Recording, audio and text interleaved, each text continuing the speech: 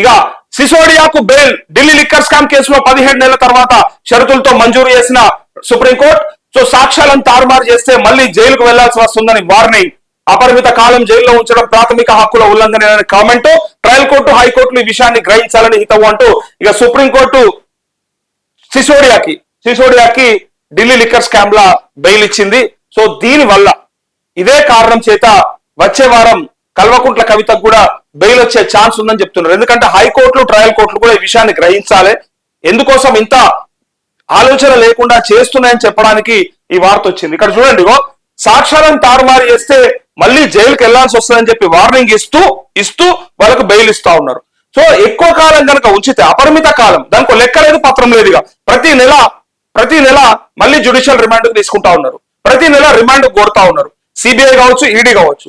Every month తన bail petition వస్తుంది bench పైకి. వచ్చిన తర్వాత మళ్ళా లేదు ఈమె బయటకు వెళ్తే సాక్ష్యాలను తారుమారు చేస్తే మళ్ళా కేసు నిర్వీర్యం అవుతుందని చెప్పి మళ్ళీ తనను అడుగుతా ఉన్నారు వాళ్ళ తరపున లాయర్లు. ఎవరి తరపున? ఈడీ తరపున, అట్లే సిబిఐ తరపున. సో దర్యాప్తు సంస్థల తరపున అడుగుతున్నటువంటి లాయర్లు మరి బయటికి వెళ్తే సాక్ష్యాలను తారుమారు చేసే అవకాశం ఉంటుందని చెప్పి మళ్ళీ వాళ్ళని రిమాండ్ కోరుతూ విచారణ చేయాలని చెప్పి అడుగుతా ఉన్నప్పుడు కోర్టులు, ఈ ట్రయల్ కోర్టు కానీ హైకోర్టు కానీ ఈజీగా ఇచ్చేస్తా ఉన్నాయి. సో ఈజీగా ఇవ్వకుండా అపరిమిత కాలం పాటు కనుక ఉంచుకుంటే అది వాళ్ళ ప్రాథమిక హక్కుల ఉల్లంఘన అవుతుంది. కాబట్టి వాళ్ళని ఎక్కువ కాలం ఉంచుకోవద్దు, కుదిరినంత సేపు ఎంత అవసరమో అంత.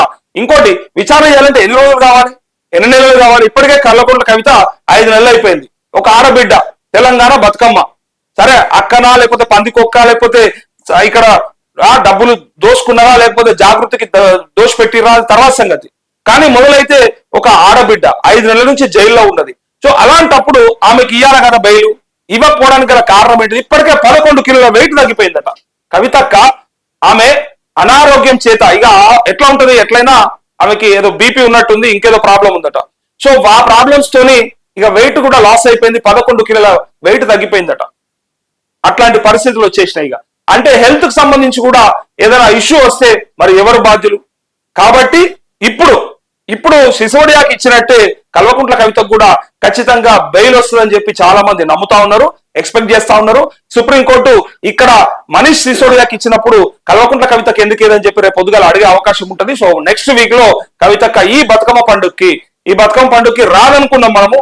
మల్ల బతుకమ్మ పండుగకే వస్తుందేమో. ఈ బతుకమ్మ పండుగకి అక్క లేకుండా బావతోని లేకపోతే అల్లునితోనే వేసుకుందాం అనుకున్నటువంటి తమ్ముళ్ళు ఎవరైతే ఉన్నారో వాళ్ళకి అక్క కూడా వచ్చేలాగా కొంచెం ఒక స్వీట్ న్యూస్, గుడ్ న్యూస్ అయితే వినిపిస్తా ఉంది.